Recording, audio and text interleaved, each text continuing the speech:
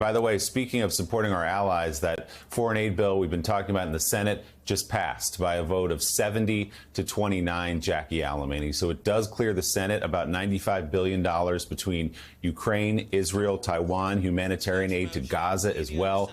It is through the Senate. The threshold, of course, was 60. They got to 70 votes there. But now it moves to the House, where, as we said earlier, Jackie, Speaker Mike Johnson says, forget about it unless we do more about the border, which the Senate just did last week. Yeah, Willie, it's unclear when the House is exactly going to bring this up or whether they'll bring it up at all. As House Speaker Mike Johnson said in a statement yesterday, he does not want this to make the floor, and he realizes that his job is on the line if he does bring it up.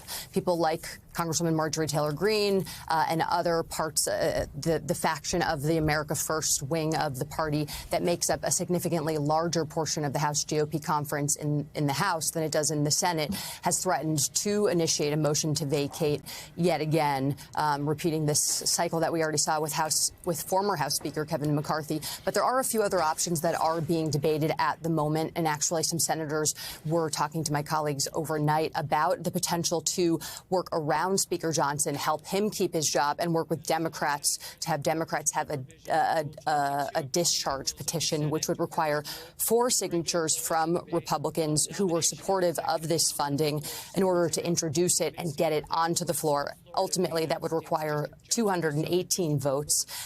Unclear whether or not those votes exist, as we also know that there are a handful of Democrats who are opposed to this funding.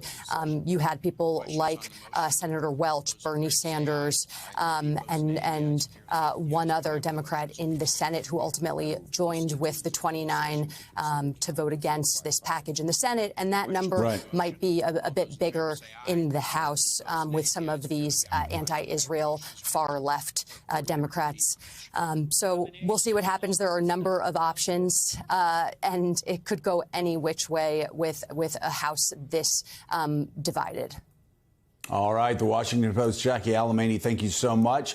Of course, we're going to also be following the possible impeachment of Secretary Mayorkas later today. Again, as Jackie said, now that it's passed the Senate in overwhelming manner, now it goes to the House, and there is something called the discharge petition. 4 Republicans sign it, and believe me, there are 4 Republicans who want to get aid to Ukraine and Israel. And then that's a discharge petition, puts it on the floor, and then you have the vote on the floor, and that's something that Johnson can do nothing to stop. And so there is that possibility for it to pass.